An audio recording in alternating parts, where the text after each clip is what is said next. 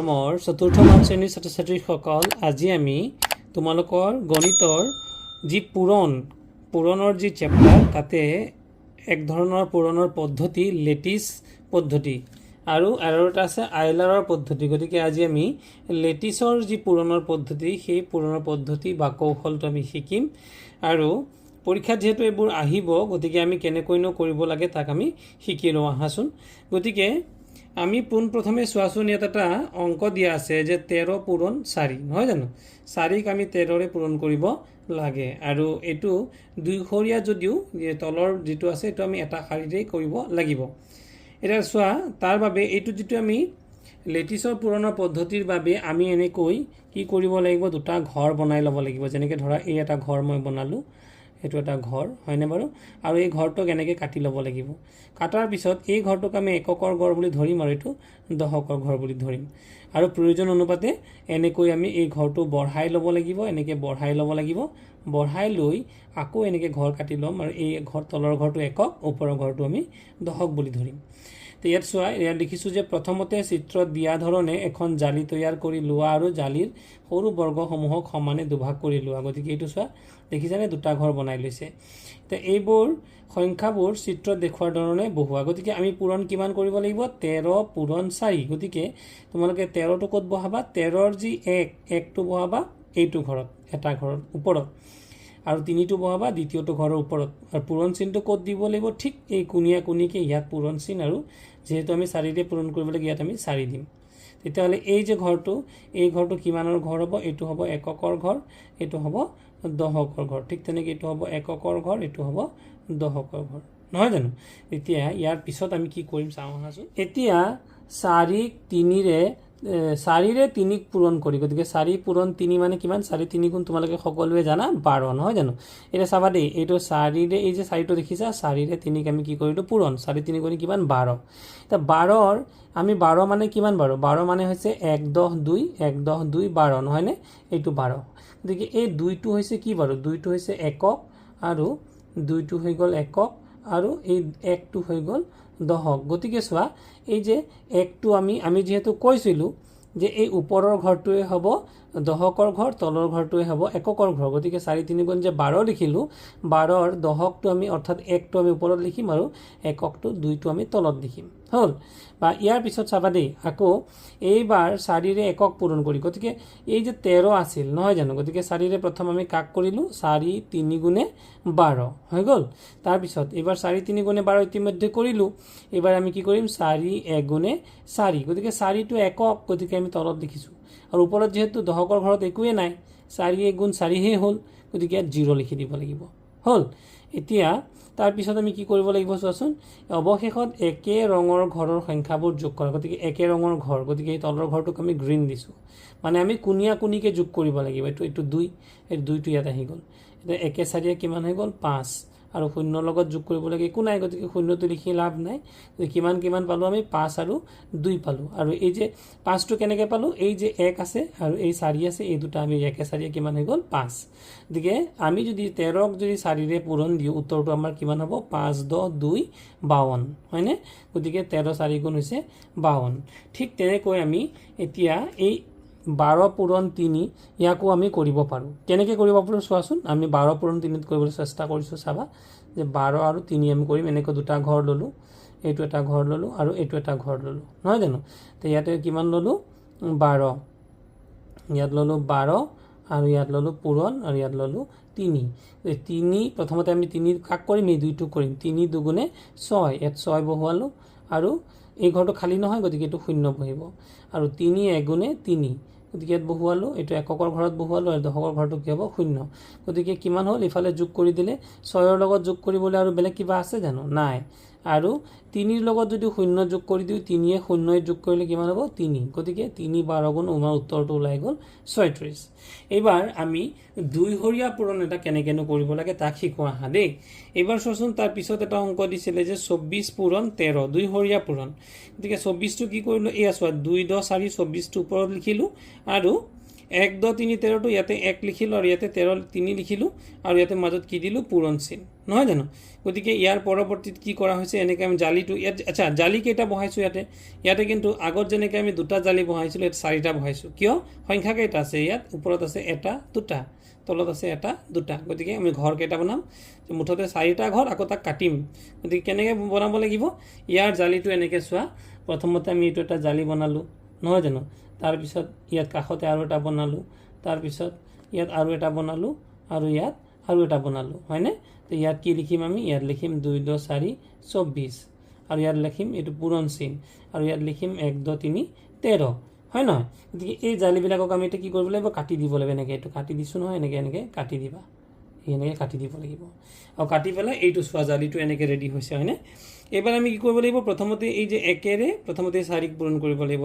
1 4 গুণে 4 এটা 4টো ক'ত লিখিম মই ইতিমধ্যে কৈ গৈছিলোঁ এইটো কিহৰ ঘৰ বাৰু দহক এইটো কিহৰ ঘৰ একক 1 4 গুণে 4 গতিকে দহকৰ ঘৰটো খালী থাকি গ'ল কাৰণে 0 দি দিলোঁ আৰু 1 2 গুণে 2 দহকৰ ঘৰটো খালী থাকি গ'ল কাৰণে 0 দি দিলোঁ ঠিক তেনেকৈ তাৰ পৰৱৰ্তীত কি হ'ব যদি 3ৰে কৰোঁ 3 4 গুণে 3 4 গুণে কিমান হ'ব 12 গতিকে 12ৰ 1টো ওপৰত লিখিম 2টো আমি তলত লিখিম আৰু 3 2 গুণে হৈ গ'ল 6 গতিকে 6টো তলত আৰু ওপৰৰ ঘৰত একো নাই গতিকে আমি কি লিখি দিম 0 লিখি দিম চাবা দেই এতিয়া ইয়াৰ পিছত কি হ'ব এয়া চোৱা মই কৰাৰ দৰে ইয়াতে কৰি দেখুৱাই দিছে যে 1 4 গুণে 4 ইয়াত 0 থাকিল 1 2 গুণে 2 এইটো 0 থাকি গ'ল দহকৰ ঘৰবিলাক খালী আছে এইবাৰ 3 4 গুণে কিমান হ'ব 12 মানে 1 10 2 12 গতিকে 1 10 মানে দহকৰ ঘৰত 1 আৰু এককৰ ঘৰত কিমান বহিব 2 এইবাৰ 3ৰে যদি এই 2টোক কৰোঁ 3 2 গুণে 6 হয়নে 3 2 গুণে 6 হ'ল গতিকে দহকৰ ঘৰটো খালী একো নাই এইটো 0 বহালোঁ এইবাৰ চাবা কোণীয়া কোণীকে আমি ৰং কৰি দিলোঁ ৰং নকৰিলেও হ'ব কিন্তু ইয়াত ৰং কৰি বুজিবৰ কাৰণে ৰং কৰি দিছোঁ গতিকে চোৱাচোন এইটো কোণীয়া কোণীকে এনেকৈ ৰং কৰি দিছোঁ এইটো কোণীয়া কোণীকে নীলা ৰং কৰি দিছোঁ এইটো হালধীয়া ৰং কৰি দিছোঁ এইটো সেউজীয়া ৰং কৰিছোঁ হ'ব এতিয়া 2ৰ লগত যোগ কৰিবলৈ আৰু কিবা আছেনে নাই সেইকাৰণে 2 এবাৰ 4 একে 5 5 6 কিমান হ'ব 11 হয়নে 11ৰ কিমান বহিব 11ৰ বহিব 1 কাৰণ এইটো চোৱা তাৰ পাছত কোণীয়াকৈ থকা 4 যোগ 1 যোগ 6 4 যোগ 1 যোগ 6 যোগ কৰি পোৱা যোগফল হৈছে 11 আৰু এককৰ স্থানৰ 1টো 6ৰ তলত লিখা এই আমি 6ৰ তলত 1টো লিখিলোঁ মানে কি 4 একে 5 5 6 11ৰ 1 উকুলিলে 1 উকলা এটা 1 আছে দেই আৰু উকলা একটো ক'ত যাবগৈ এই যে ইয়াত 0 আছে 2 আছে হয়নে এই ওপৰৰ ঘৰত এটা খালী ঘৰ আছিল নে 0 আছিলে এই উকলা একটো ইয়াত আমি এই যে দেখিছেনে গোল কৰি পেলাই ইয়াতে লিখি দিছোঁ হ্যাঁ উকলি যোনটো যাব উকলাটো তাৰ ওপৰৰ ঘৰলৈ গুচি যাব মানে এইটো হালধীয়া ৰঙৰ ঘৰ নহয় সেইটো নীলা ৰঙৰ ঘৰত গুচি যাব যদি সেউজীয়া ৰঙৰ ঘৰত কিবা উকলে সেইটো ইয়াত যাব যদি ইয়াৰ কিবা উকলে তাৰ ওপৰৰ ঘৰটো অৰ্থাৎ নীলা ঘৰটোত যাব আৰু যদি ইয়াৰ পৰা কিবা উকলি যায় তেতিয়াহ'লে তাৰ ওপৰৰ ঘৰটোত যাব তো এইটো 2 আহিল এইটো কিমান 4 একে 5 6 11ৰ 1 উকলিলে 1 উকলা একটো আমি পিছৰ ঘৰটোলৈ ঠেলি দিলোঁ ইয়াত কিমান থাকিল 0 2 আৰু এই যে উকলা একটো আছিল 2 একে কিমান হৈ গ'ল 3 নহয়নে বাৰু গতিকে আমাৰ যোগফল কিমান হ'ব তেতিয়াহ'লে বা ইয়াত পূৰণফল কিমান হ'ব আমি পূৰণ কিমান কৰিছিলোঁ 24 আৰু 13ক পূৰণ কৰিছিলোঁ গতিকে উত্তৰটো হ'ব 3 1 2 3 1 2 মানে গতিকে পূৰণফলটো হ'ব 3 1 2 মানে কিমান 312 গতিকে 24 পূৰণ 13 হ'লে কিমান পাই যাম আমি 312 পাম এইবাৰ ঠিক তেনেকৈ যদি আমি 3-খৰীয়া পূৰণ কৰিব লগা হয় চোৱাচোন এইটো 3-খৰীয়া পূৰণ হয়নে 132 আৰু 23 হয় নহয় গতিকে 3-খৰীয়া পূৰণৰ ক্ষেত্ৰত কেইটা আমি ঘৰ কেইটা হ'ব লাগিব চাবা দেই এইটো 123 132 আছে না নাই গতিকে আমি যেহেতু 132 আছে গতিকে ইয়াৰ কাৰণে আমি ঘৰটো কেনেকৈ ল'ব লাগিব এটা ঘৰ দুটা ঘৰ তিনিটা ঘৰ হয় নহয় আৰু ইয়াতে 23 ইয়াত কেইটা সংখ্যা আছে দুটা আছে গতিকে এনেকুৱা এটা ঘৰ হ'লে নহ'ব আৰু এটা ঘৰ লাগিব এটা ঘৰ গতিকে চোৱা এনেকৈ দীঘলে দীঘলে কেইটা ঘৰ হ'ল এইটো এটা ঘৰ আৰু এইটো এটা ঘৰ মুঠতে কেইটা ঘৰ হ'ল যদি আমি এনেকৈ চাবলৈ যাওঁ যেহেতু 1 3 2 132 1 3 ইয়াত বহিল 2 ইয়াত বহিল পূৰণ ইয়াত বহিল আৰু 23 2টো ইয়াত বহিব আৰু 3টো ইয়াত বহিব এনেকৈ 3-খৰীয়া পূৰণ হ'লে এনেকৈ কৰিব লাগিব ইয়াৰ কাষতে দেখুৱাইছে চোৱা এইটো 3-খৰীয়া পূৰণৰ ক্ষেত্ৰত 132টো ওপৰত লিখিলে আৰু 23টো ইয়াত লিখিলে গতিকে আমি আগৰ দৰেই কৰিব লাগিব কেনেকৈ কৰিব লাগিব এই যে 2টো আছে 2 দুগুণে বা এই 2 দুগুণে কিমান হৈ গ'ল 4 গতিকে 2 দুগুণে 4 ইয়াত দহক নাই গতিকে দহক নথকাৰ কাৰণে কিমান দিব লাগিব 0 দেই 2 3 গুণে 6 এইটো তলত 6 লিখিলোঁ কিয় কাৰণ তলৰ ঘৰটোৱে হৈছে এককৰ ঘৰ। দহক আছেনে? দহক নাই, হয় নহয়? তাৰপিছত চোৱা 2 এগুণে 2, ইয়াতো দহক নাই, গতিকে 0 লিখি দিলোঁ। এবাৰ আমি কিহেৰে কৰিব লাগিব? 2ৰে গোটেইখিনিক এই যে 1 3 2 গোটেইকেইটাক 2ৰে কৰিলোঁ। এইবাৰ কিহেৰে কৰিব লাগিব? 3ৰে কৰিব লাগিব। 3ৰে কেনেকৈ কৰিম তাৰ পিছত মই দেখুৱাই দি আছোঁ। এইবাৰ চোৱা, এই আমি 2ৰে কৰিছিলোঁ, এইখিনি পাতিলোঁ, এইবাৰ 3ৰে কৰিম। গতিকে 3 2 গুণে 6, 6 বুলি কওঁতে ইয়াত দহক নাই, গতিকে এইটো হ'ব 0। তাৰপিছত 3 গুণে 9, ইয়াতো দহক নাই, খালি 9হে।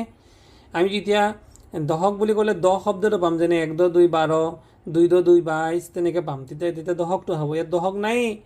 3 এগুণে 3, গতিকে দহকৰ ঘৰটো গোটেইকেইটা দহকৰ ঘৰ। ওপৰতো চোৱা, দহকৰ ঘৰকেইটা খালী, চব 0 0 0, তলতো দহকৰ ঘৰকেইটা খালী। এতিয়া চোৱা, ইয়াৰ পৰৱৰ্তীত আমি কি কৰিছোঁ? প্ৰথমৰ যিটো কোণীয়া কোণীকৈ যোগ কৰিলে প্ৰথমৰ ঘৰটোক আমি সেউজীয়া ৰং কৰিম। তোমালোকে ৰং কৰিব নালাগে, বুজিবৰ কাৰণে এইটো দিয়া হৈছে। এইটো সেউজীয়া ৰং, তাৰপিছত এইটো হালধীয়া ৰং, হয়নে? তাৰপিছত নীলা ৰং, তাৰপিছত আকৌ ৰঙা ৰং, তাৰপিছত ৰং নাই।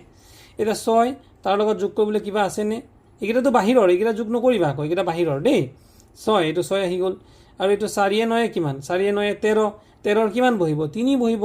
উকলা একটো ক'ত যাবগৈ? মই অথনি শিকাইছিলোঁ যে এইটো ঘৰত যদি কৰোঁ, উকলা সংখ্যাটো তাৰ ওপৰৰ ঘৰটোলৈ গুচি যায়। এই আছোঁ, ইয়াত 0 আছিল যে, ইয়াত গৈ পেলাই উকলা কিমান? 4 9 13ৰ 3 উকলিলে 1, এইটো গোল চিন দিয়াতে 1টো বহাই দিছে। এইবাৰ তাৰ পিছৰ ঘৰকেইটা যোগ কৰিম। গতিকে 6 উকলা 1 7, 7 3 10ৰ 0, উকলিল কিমান? 10ৰ 0, উকলিব 1, উকলা 1টো এইটো ইয়াত বহি গ'ল। আকৌ যোগ কৰা এইটো ঘৰ, এইবাৰ ৰঙা ঘৰটো যোগ কৰিম। 2 1 3, আমি সংখ্যা কিমান পালোঁ? 3 পালোঁ, 0 পালোঁ, 3 পালোঁ আৰু 6 পালোঁ। গতিকে সংখ্যাটো কিমান হ'ব? 3 0 3 6, এইটো 3 0 3 6। গতিকে 132 আৰু 23 যদি পূৰণ কৰোঁ, 3036 ইয়াৰ পূৰণফল হ'ব। আৰু এই ধৰণে যে আমি পূৰণ কৰিলোঁ, এই পূৰণটোকে কোৱা হ'ব কি বুলি ক'ব? লেটিছ পদ্ধতিৰ পূৰণ। কি বুলি ক'ব? লেটিছ পদ্ধতি দেই। এটা মই কৰি দেখুৱাই দিছোঁ, তোমালোকক চোৱাচোন। তোমালোকৰ ইয়াতে প্ৰথমটো অংক ক নম্বৰ অংকটোত দিয়া আছিল কিমান? 304। গতিকে কেইটা ঘৰ আছে? 1 2 3টা। গতিকে আমি কেইটা কোঠা বনাব লাগিব? ইয়াতে এনেকৈ আমি 3টাকৈ কোঠা আমি বনাই ল'ম। 1টা কোঠা, 2টা কোঠালি, 3টা কোঠালি, হ'লনে? আৰু ইয়াত কেইটা আছে? 2টা আছে। গতিকে এনেকুৱা এটা হ'লেই নহ'ব, 2টা লাগিব, মানে এনেকুৱা আৰু এটা কোঠালি আমি ইয়াতে বনাই ল'ম। বনাই ল'লোঁ নে? এইটো আমি বনাই ল'লোঁ। তো ইয়াত কিমান লিখিম? 2 2 4 24 লিখিম। আৰু ইয়াত কিমান লিখিম? 3 0 4 লিখিম। আৰু এই চুকটোত কি দিম? পূৰণ চিন, হয়নে? এইবাৰ ইয়াক কি কৰিম? আমি এনেকৈ কোণীয়া কোণীকৈ, এইটো কোণীয়া কোণীকৈ, এইটো কোণীয়া কোণীকৈ ভগাই ল'ম। ঠিক তেনেকৈ ইয়াকো কোণীয়া কোণীকৈ কৰি পেলাই আৰু ঘৰটোকেইটাকে মই ভগাই ল'ম। হ'ল? এইবাৰ চোৱা, 2 4 গুণে 8, গতিকে 8টো ইয়াত বহালোঁ। ওপৰৰ ঘৰটোত কি বহিব? 0। 2 0 গুণে 0, গতিকে ওপৰৰ ঘৰটোতো 0। আৰু 2 3 গুণে 6, গতিকে ওপৰৰ ঘৰটোতো 0। হ'ল? এইবাৰ 4ৰে আকৌ এইটো কৰিব লাগিব। গতিকে 4 4 গুণে 16, 16 হ'লে কিন্তু এইবাৰ ওপৰৰ ঘৰটো খালী নাথাকে, ইয়াত 1 বহিব, ইয়াত 6 বহিব। 4 0 গুণে 0, গতিকে দুইটাই 0 হ'ব। আৰু 4 3 গুণে হ'ব 12। এইটো যোগ কৰাচোন কোণীয়া কোণীকৈ, এইটো কোণীয়া কোণীকৈ 6, ইয়াত 6 আহি গ'ল, হয়নে? এইটো কোণীয়া কোণীকৈ যোগ কৰিলে 4 1 5 আহি গ'ল। এইটো যদি কোণীয়া কোণীকৈ যোগ কৰোঁ, একোৱে নাই ইয়াত, খালি 2 আছে, 2 আহি গ'ল। আৰু এইটো যদি কোণীয়া কোণীকৈ যোগ কৰোঁ, 6 1 7 হৈ গ'ল। গতিকে আমাৰ উত্তৰটো কিমান ওলাল? চাবা দেই, উত্তৰটো কিমান হ'ল? এইকেইটাক উত্তৰ বুলি নধৰিবা, এইকেইটা কিন্তু পূৰণ কৰিছোঁ। এইকেইটা উত্তৰ নহয়, উত্তৰকেইটা হৈছে এইকেইটা। এইফালে যিকেইটা আছে এইকেইটাই হৈছে আমাৰ উত্তৰ। গতিকে উত্তৰটো কিমান হ'ব? 7 2 5 6, 7256। কোনকেইটা পূৰণ কৰোঁতে? এই যে 304 আৰু 24 পূৰণ কৰিলে আমি এইটো পাই যাম। হ'ব? মই আৰু এটা কৰি দেখুৱাই দিছোঁ, বাকীকেইটা তোমালোকে নিজেই কৰিব পাৰিবা। গতিকে আৰু এবাৰ চাওঁ হা। এইবাৰ 227 আৰু 31 কৰি চাওঁ। খ নম্বৰটোৰ বাবেও আমি কি কৰিব লাগিব? এনেকৈ 3টা কোঠা ইয়াত বনালোঁ, তো 1টা কোঠালি 2টা কোঠালি বনাই ল'লোঁ, তলতো তেনেকৈ আমি বনাই ল'লোঁ, 1টা কোঠালি 2টা কোঠালি। এইবাৰ ইয়াকো এনেকৈ আমি কি কৰিলোঁ? এনেকৈ ভগাই দিলোঁ, হয়নে? ঘৰকেইটা এনেকৈ কাটি কাটি ভগাই ল'ম। গোটেইকেইটা ঘৰ কাটিব লাগিব দেই। তাৰপিছত এইবাৰ আমি ক'ত লিখিম? ইয়াতে যেনিবা 227, গতিকে 227টো 2 2 7, এইটো ওপৰত লিখিম, ইয়াত দিম পূৰণ চিন।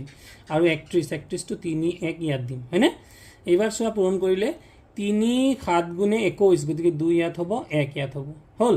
3 2 গুণে 6, এইটো 6 হ'ল, দহকৰ ঘৰটো 0 থাকি গ'ল। 3 2 গুণে 6, এককৰ ঘৰটো 6, দহকৰ ঘৰটো খালী থাকি যাব, 0। এবাৰ একেই কৰিম। 1 7 গুণে 7, এইটো 0 থাকিব। 1 2 গুণে 2, এইটো খালী থাকিব। 1 2 গুণে 2 এইটো খালি থাকিব হয়নে এবাৰ কুনিয়া কুনি যোগ গতিকে এইটো কুনিয়া কুনি 7 ৰ লগত একো নাই একেটা যোগ নকৰিবা কিন্তু 7 ৰ লগত একো নাই গতিকে 7 2 1 কিমান হৈ গ'ল 3 হয়নে 6 2 8 8 2 10 শূন্য ওকলাটো ক'ত যাব এই ইয়াত গুচি যাব একটো ইয়াতে এটা ইয়াতে গুচি যাব গতিকে 1 গুচি গ'ল ইয়াত 6 1 7 গতিকে আমাৰ সংখ্যাটো কিমান পালো 7 0 3 7 গতিকে এই ধৰণে যে আমি পূৰণ কৰিলো গতিকে এই পূৰণটোক ক'ব লেটিছ পূৰণ ঠিক আছে গতিকে মৰমৰ ছাত্ৰ ছাত্ৰীসকল আজিলৈ মই এইটো পদ্ধতি ৰাখিলো ইয়াৰ পৰৱৰ্তীত মই আৰু এটা পদ্ধতি মই আইলাৰৰ পদ্ধতিত কেনেকৈ পূৰণ কৰিব লাগে সেয়াও তোমালোকক শিকাই দিম গতিকে যদি ভিডিঅ'টো তোমালোকে ভাল পালা নিশ্চয়কৈ লাইক কৰিবলৈ শ্বেয়াৰ কৰি দিবা আৰু যদি প্ৰথমবাৰৰ বাবে মোৰ চেনেলটো আহিছে চেনেলটো সাবস্ক্ৰাইব কৰি দিবা থ্যাংক ইউ